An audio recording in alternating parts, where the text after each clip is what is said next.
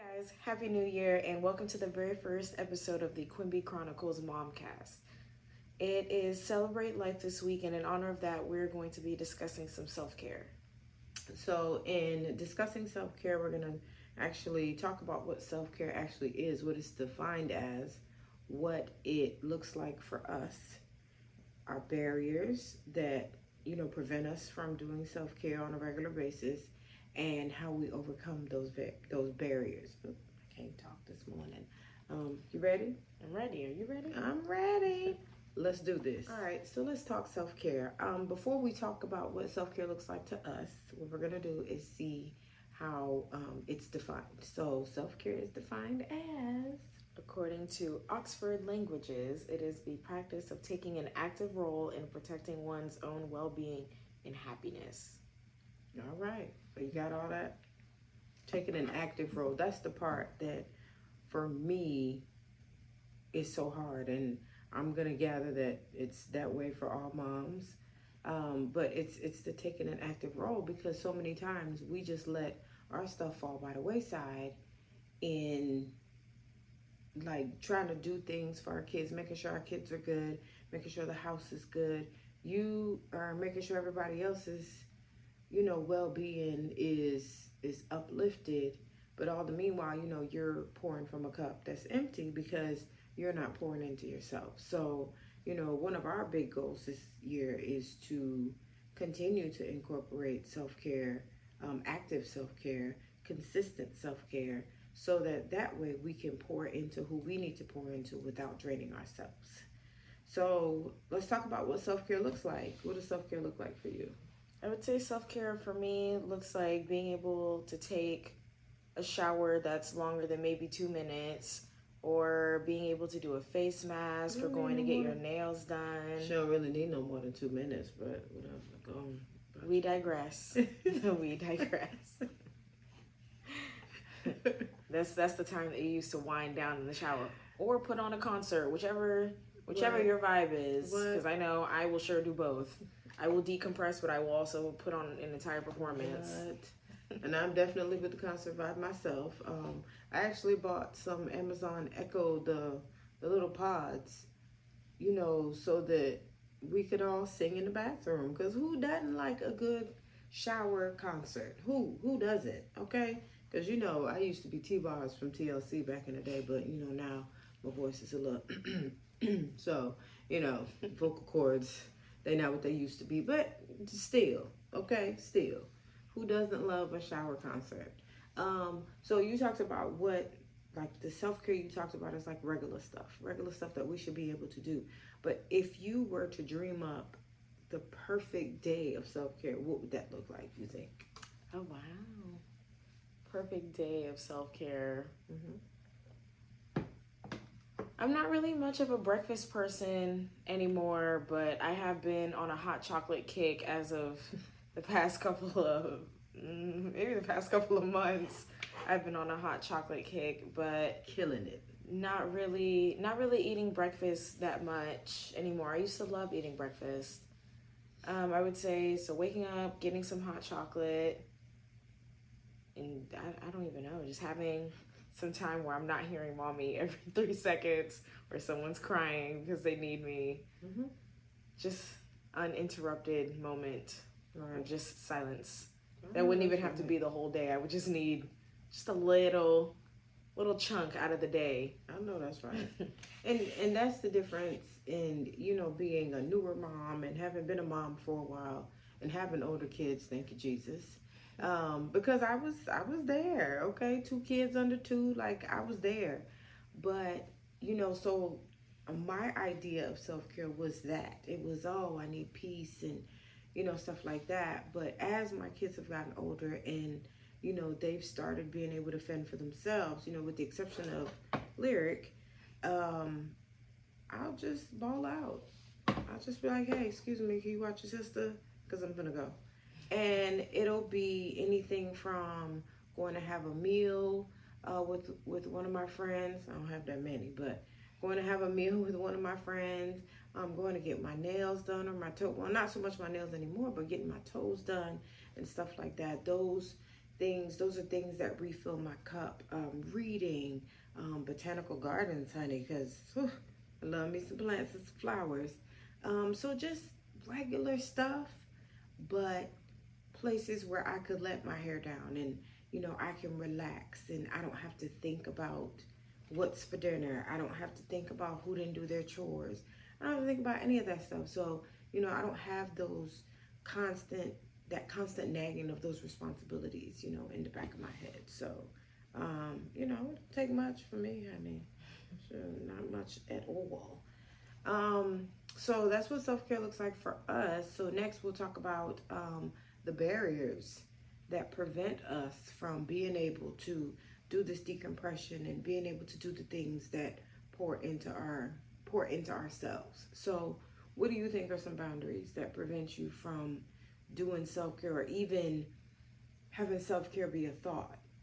Because I know for me anyway, sometimes I'm like, dang, I've been momming all day and I've done nothing for me. So what are some of the things that keep you in, that mommy mode, that prevent you from taking care of Shantae? I would definitely say it's the fact that I choose to find something to do when both of my kids are sleeping instead of taking a minute to do something for me, whether it's take a nap or, like I said earlier, a face mask, maybe just getting anything done that would be for me instead of looking for something to do that's not really contributing towards self-care for me. And let me tell you that I love that you said that, because you now get it as a mom. You get it. I do. Before, and which is why I love that you have that unique perspective of, being my kid, but still now you're a mom. So it's like, dang, like I finally get it. And they always say we don't get it until we have kids, but this is true. I love, right. Right. I love that you said that, because it's a real thing that you don't get it. And, you always feel like, well, dang, I just asked, for something for my concert for next week or whatever, and she bit my head off. But it's not necessarily you in that moment or, that one moment, but it's a compounding effect. It's, that I had to holler at somebody earlier, like, dang, I gotta go pay bills. Somebody's asking me, hey, what's for dinner? I'm hungry. Oh, we don't have any snacks. We don't have the juice I like. So then by the time you come along and you like, hey, Mom, remember we talked about, I'm at the end of my rope and I'm going to snap. So I'm so glad that you say that, because you get it. And not that it's right, because I'm definitely working on, doing better and not flipping my crap on the children all the time. But it's hard. It's such a balancing act. What else? What are some other boundaries? What are those? Definitely having my youngest spoiled to where she cannot be set down anywhere without screaming. Because I mean, good, okay. I did it with my son too, but my girl, she's a crybaby. She is a crybaby. She said, "Hold my blanket." You set her down for 2 seconds, she's screaming at the top of her lungs like someone's hurting her. It's insane. And I did it to myself, and I know, and I had warnings, and I still did it to myself. I just can't help it. I cannot help it. I can't. She is a cutie. I have to hold my babies. And it's hard. It's hard to not hold the baby, when they're brand new, because, it's like that smell, and you get the snuggles, and they're not like a toddler. Because, a toddler 1 minute would be like, oh my gosh, Mommy, I love you. Then the next minute they like, no, and you getting mushed in the face. Especially my toddler. Yeah, yes. Well, he will switch it up very quickly. Quickly. Well, she ain't a toddler anymore, but when she was a toddler, so let me tell you, I give my kids numbers. So this is number 1. Okay. Number 2 is Jasmine. Number 3 is Sean. Number 4 is Lyric. And number 4 is 10 years younger than number 3. So, honey, honey. Okay, so she was something serious. I don't know if y'all remember that challenge where they'd be like, "Oh, go put your head in your toddler's lap and see what they do." Yeah, she shoved my head off. So I mean, get your head on her lap all the way. She already knew what was coming. She said no. I mean, so, but she's a daddy's girl, which I ain't mad about because I was a whole deadbeat mom with her. And, that's a story for another day, but I can't even be mad, okay? That's daddy's baby up there, okay? I'm just here. I'm just here to facilitate the growing up. I was just facilitating her entry into the world and her growing up, but that's about it, okay? Because that's not my baby. But back to talking about the barriers, where you say, oh, I always find something to do. It's so hard. And that's another thing I'm glad that you said, because they always be like, oh my God, go sit down. You always doing something. Because I have all this stuff, the stuff that I have to do. The list is up here. The stuff that I want to do or the stuff that I love to do, it's like this big. So when I finally get into where I could do the things that I want to do, then I don't want to stop. I want to see it all the way through. I want to get finished, stuff like that. So they would always be like, oh my God, like you up and you going from, sun up to sundown. But, at one time, that's the only way that I was able to get those things that light my soul on fire. That was the only way I was able to get them in, because I'm going to do it, by any means necessary. And so, but then that led to me just constantly being on the go and, just wearing myself out, burning the candle at both ends. So that's definitely one of my barriers also, just balancing that time. But I will say I've done a lot of work over the past year to try to remedy that, so I balance and, I gave more responsibility to the children. Now I got to run behind them about the responsibility I gave them, but, running behind them takes up a lot less time than me actually doing whatever the task is. So I got to look at it that way and not what we moms always do and be like, oh my God, if I want it done right, I'm going to do it myself. No, you going to do it wrong. Then I'm going to tell you, hey, well, look, hey. And then you're going to do it again. And then I'm going to be like, all right, it's almost. Then you're going to get an attitude and then they're going to do it again. But in the long run, it benefits them and it benefits me. Because there will come a day where I don't have to run behind them and be like, hey, you did it wrong. Because we already went through that. And then, I get to do more of what I want to do and not having to, just succumb to whatever, the whims of each person in the family are. And there are a lot of us. We got a big family here. We got a big family. But it works. It works. So the barriers for you said, was not taking your naps with the children. And what was the other one?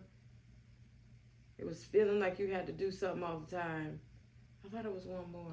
Oh, the fact that I spoiled my youngest. Oh. To where I cannot set her down for more than 30 seconds. Honey, because Cece do not play the radio with her, okay? At all. She's not.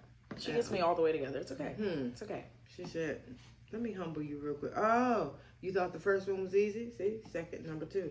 Number two does that to you. And just for those of you out there who think, oh, well, it's just number two. No. I have discovered, okay, that it's 2. And then it's 4. Yeah, because number 4 is basically a carbon copy of number 2. Yeah. But she's a lot more advanced because, we were all older than her. So she's a lot more advanced. And she's a lot more articulate. So, okay, let me tell you about that combination, okay? So 2 and 4, they get you together. So we've talked about barriers, which I said, my barriers are pretty much the same thing. Focusing on what everybody needs, what the house needs, what I got to do. Focusing on the needs versus, my wants and not having a better balance. That was, or probably still is, I guess, my biggest barrier. So how do you think you would overcome those those barriers. Let's talk about it. Don't look. You say you're talking about. Okay, because I'm not gonna lie, guys. I think with my youngest, I dug too deep on that one. I think that one's a lost cause at this point. No, I don't think so. I think as she gets a little bit older, then you can, as she starts being able to do things on her own, then that'll decrease the amount of time she wants to be in your hand. Because you got to think, in a little bit, honey, she gonna be trying to run behind Luca and the girls. Like, so she's not gonna want to fool with you. Like, all right, mom, thank you, I love you, but I'm gonna go with the children, okay? So it's temporary, and I mean, it sucks whenever you're trying to get something done, but I mean, it is what it is, and just it sucks, especially because I am your daughter, and I always want to be getting something done. Mm-hmm. There's always something in my head that I want to be doing at all times. But then maybe that's a good thing. Sit down somewhere is what the universe might be saying, because I'm just saying. I mean, maybe you look at it like that, just sit down somewhere, just have a seat. Just chill out. Yeah, just have a seat. And then your other barrier, so it was Selena, and then your other barrier was always wanting to do something. Like instead of when they sleep, you sleep. Yes. So how do you think you could overcome that?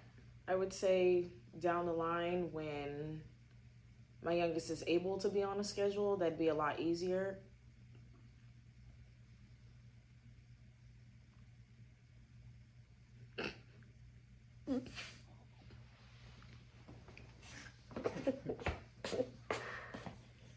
I mean, it doesn't look horrible, so it's okay. We'll just keep going. That was embarrassing. You're just gonna sit there and cut off. We lost our lighting. Sorry. Oh. When you said when Selena is able to be on a schedule. Oh yes, then I could have. Yeah, that's been me slowly, and I was trying to scoot it back without making it noticeable. Mm-mm. I would say whenever my youngest is able to be on a schedule, then it'd be easier to set out certain times of the day where I'm like, hey, I have 2 hours, I want to get this done. Right. Or I want to go and do this in this time frame. Right. It'd be a lot easier to do that once she's able to be on a schedule. Yeah. But for now, we just ride with the waves. We rolling with it. For me, overcoming my barriers, I think, like I said, I started last year focusing on me and focusing on filling my cup before I fill everybody else's, because that just makes sense, right? Because how I'm gonna give you something I don't have, so just continuing that journey and continuing to do things that make me happy or do things just because I want to, so I'm working on it. I'm a work in progress, but I'm working on it. So, so that's it in a nutshell. So today we talked about what self-care is. We talked about what it looks like for us. We talked about our boundaries, and we talked about how we plan to overcome those boundaries or plan to continue working toward overcoming those boundaries. So that is it, right, for today's episode. And we want to thank you so much for being with us on this first episode. Again, Happy New Year. And sorry we lost our lighting. We're going to do better next time, okay? Just stick with us, okay? We had a little, Just had to use this one to get all the kinks out. It's okay. Just stick with us. We so appreciate you. We hope you have a wonderful first week of 2024. And we will see you back here next